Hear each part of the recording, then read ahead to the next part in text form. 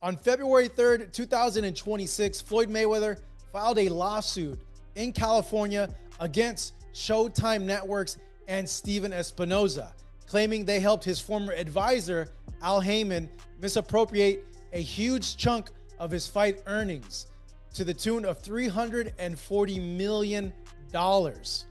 And he had been giving him 50,000 and 50,000 and 50,000.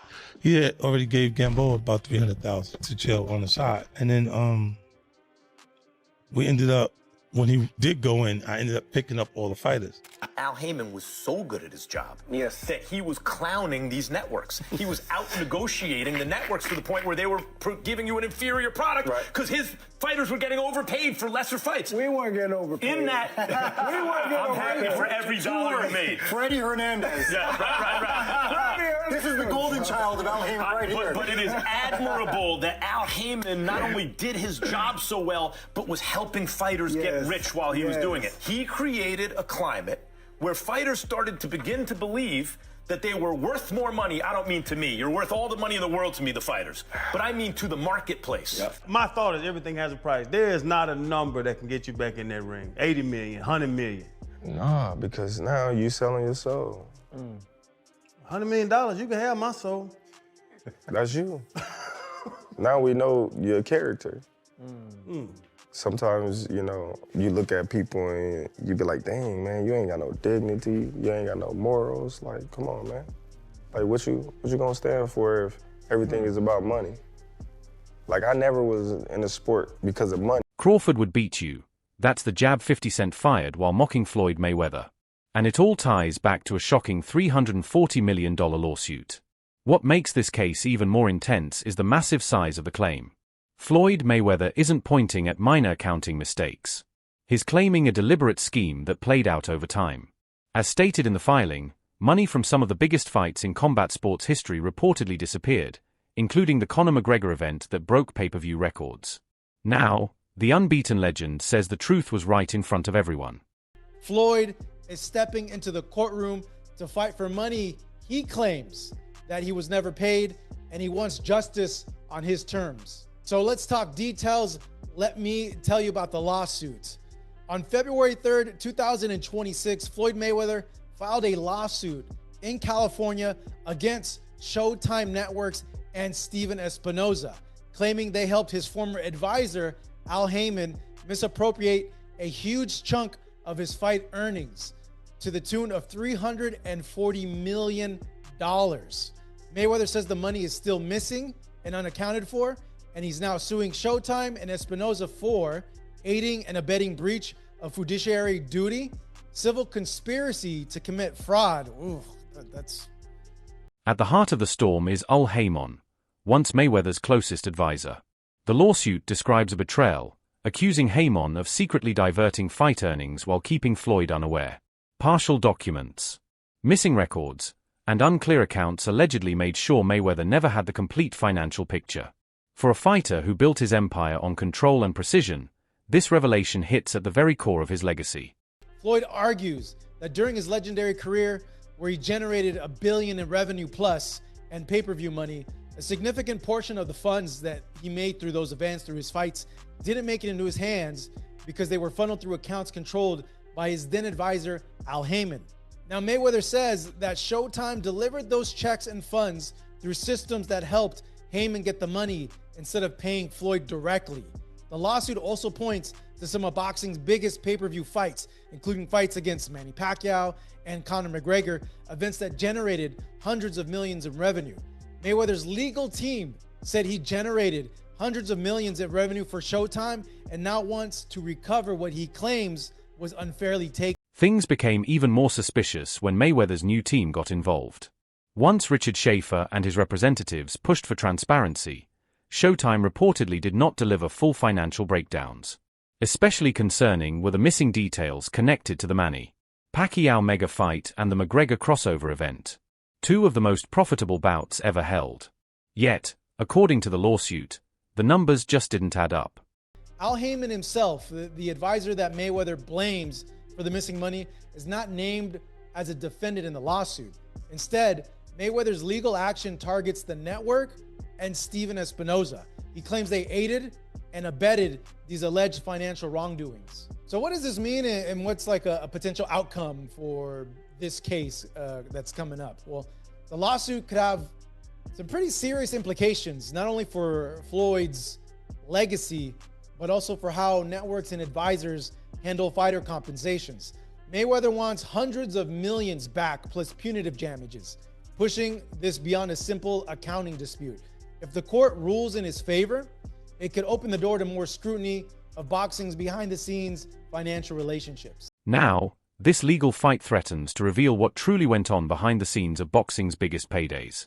With $340 million allegedly missing and possible damages rising even further, the case could send shockwaves through the sport. As fans take in these claims, voices like 50 Cent only intensify the situation, turning a financial dispute into a full-scale public spectacle with reputations at stake. You had a boxing promotion company once. Yeah. What happened with the boxing promotion company? That really happened, Ken, because of my relationship with Floyd. You know what I mean? I didn't have interest in being a promoter, like, out the gate. It was just, he was doing Mayweather promotions at the time, and then he had to do 90 days. He was going to jail. And he had fighters, he had Marcus Gamboa, he had guys that was just lingering. I'm like, champ, if they're gonna leave. If you go to jail, they're just gonna leave. Like, right. And he had been giving them 50,000 and 50,000 and 50,000. He had already gave Gamboa about 300,000 to jail on the side. And then we ended up, when he did go in, I ended up picking up all the fighters. Right. And so Marcus Gamboa, I had James Kirkland, Andre Durrell, Billy Dip, he was the IBF champion at that point, and then a few other guys, younger guys that I picked up. Never one to hold back, 50 Cent quickly turned Floyd Mayweather's lawsuit into public comedy.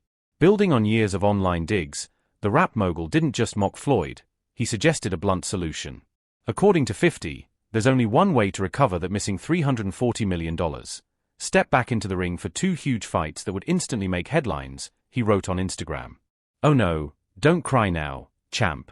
They beat you out of $320 million. You dumb. I told you, let me read the contracts. Now lace up. You've got to look good fighting, Mike. Then maybe we can get Bud TerenceCrawford to beat you for some big money. Caught in the middle of this storm is Al Haymon, a figure Max Kellerman once called one of the most powerful forces boxing has ever seen. According to Max, Haymon's influence reshaped the sport in unsettling ways. Fighters were paid well and early, risk almost vanished, and many blockbuster bouts fans wanted were delayed or never took place. The business prospered, but did boxing's competitive fire fade? Al Haymon was so good at his job that he was clowning these networks. He was out negotiating the networks to the point where they were giving you an inferior product because his fighters were getting overpaid for lesser fights. We weren't getting overpaid. In that, we weren't getting I'm happy for every dollar he made. Freddie Hernandez. Yeah, right. This is the golden child of Al Haymon right here. But it is admirable that Al Haymon not only did his job so well, but was helping fighters get rich while he was doing it. He created a climate where fighters started to begin to believe that they were worth more money. I don't mean to me. You're worth all the money in the world to me, the fighters. But I mean to the marketplace than they actually were. And so now it became difficult to make fights. I mean, you really want us to change our mindset, right? The fact that we were putting our health in jeopardy every time we stepped in that ring. So we had to make sure to get every penny that we could. Andre Berto then weighed in, emphasizing just how unfair and complex the situation was, particularly on boxing's business side. He claimed Al Haymon's strategy wasn't harming the fighters, it was shielding them. Max Kellerman, however, stood firm, noting that the plan worked perfectly from Haymon's perspective while still recognizing the real challenges fighters faced. And as the cracks grew, Turki Alalshik stepped in, providing fighters with a new framework, larger platforms, and more transparent pay. Every time we stepped in there, I mean, that's the mindset that he put in our minds on a regular basis. And good for him. But when he does his job that well, then Andre Berto doesn't have to take the best fights to make the money, and now me as the consumer doesn't get to see the best Andre Berto fights. My point is, fighters started thinking that the market was different than it really was, because Al was juicing the market. In that climate, big fights stopped getting made, because fighters are thinking, I'm making all this money for not taking a risk. You want me to fight that killer, or their managers want me to fight that killer for not much more money? Into that terrible situation for the consumer stepped Turki Al-Sheikh, who said, oh, okay, wait, what are your petty differences? It's over $1 million or $2 million? Here it is. Here's my gift to the boxing world. Everyone, take this fight. But here's where things get even more complicated. Even with Turki Al-Sheikh paying fighters enough to create the biggest matchups, some fights still aren't happening. That raises even bigger questions. Max Kellerman points straight to the long-awaited Virgil Ortiz versus Boots showdown, a fight fans are desperate for but still can't see. Now, focus is turning to Zufar Boxing, a new model that could completely reshape the sport. Yeah. Now the problem is... But he's overpaying. Like I said, I'm not mad at that. If you're going to give me the money, we're going to fight whoever you want me to fight. But Dre, now the problem is Boots and Virgil can't get made for $6 million plus for the fighters? Do you think the average person on the street in this country knows who Boots and Virgil are? Meanwhile, 50 Cent's recent comments raise an even bigger question. Is a fight between TerenceCrawford and Floyd Mayweather quietly being set up? He suggested that moves might already be happening behind the scenes, drawing fans into a new era where controversy plays out publicly while true intentions remain hidden. Beneath the trolling and public digs is a long-developing discussion about how Crawford and Mayweather's paths could cross, and whether 50's latest remarks signal that a plan is already underway. We've had a lot of comparisons between Terence Crawford and Floyd Mayweather. We've even had the conversation to go as far as who would win in a fight between Terence and Floyd, and I truly don't know the answer to that question. I do. You do? Yes. Yeah. Who will win that fight? Floyd. Floyd will win that fight. Yes, sir. I Floyd love you, Terrence. always figures it out. Yeah, yes. he's a chess master. Yeah, his IQ in that sense is crazy. The funny thing about it is Terrence has been the only other guy that people can say he always figures it out. Yeah. You know? Yeah, that's true. But you gotta have an OG somewhere. Anybody else? Yeah. There's an OG Somebody somewhere. got to pioneer it, right? Yeah, you got to. There's an OG you can't out-figure out somewhere. And I just believe Floyd is that OG you can't out-figure out. On the other hand, Terence Crawford shows no interest in chasing comeback fights for huge paydays. Unlike Floyd Mayweather, he's made it clear that whether the offer is $80 million or $100 million, he's not coming back. For Crawford, chasing money would feel like compromising himself. He's stayed true to his principles, competing to achieve greatness in the sport. In his eyes, he's already accomplished that. Meanwhile, Floyd's repeated returns have built the money-driven reputation he now holds. My thought is everything has a price. There is not a number that can get you back in that ring. 80 million, 100 million. Nah, because now you selling your soul. $100 million, you can have my soul. That's you. Now we know your character. Sometimes, you know, you look at people and you be like, dang, man, you ain't got no dignity. You ain't got no morals. Like, come on, man. Like, what you gonna stand for if everything is about money? Like, I never was in a sport because of money, you know? Of course, I was in a sport to make money, but I wanted to be a world champion. You know, I wanted to do something that I set my sights out to do as a little boy. Money wasn't the motivation. Me being a world champion was the motivation. Explaining his intentions, Crawford emphasized that he's already achieved the dream he had as a child, to become a world champion. Nothing else matters to him. For him, chasing money now would mean sacrificing his soul and losing his dignity. Crawford refuses to take that path, remaining committed to his principles and the legacy he's earned through hard work and genuine accomplishment in the sport. Me accomplishing all the things that I've accomplished along the way on my journey, you know, it was extra credit. It was extra credit because it's coming from the hood. It was like, man, I just want to be a world champion because that's just my dream. So when I became a world champion, it was just like, man, all this other stuff is like a cherry on the top. Like, you know what I mean? I did what I set my sights out to do. It was evident that I wasn't gonna let nothing stand in the way of me accomplishing that goal in my life. My mom telling me all the time, you need to get a plan B. You need to go to school. Man, you know me in school don't rock. What I'm going to school for? Y'all lay tight. I'm gonna go to school and I'm gonna get in the fight and I'm getting kicked out of college. Meanwhile, Floyd Mayweather's new lawsuit highlights just how flawed the boxing system might be.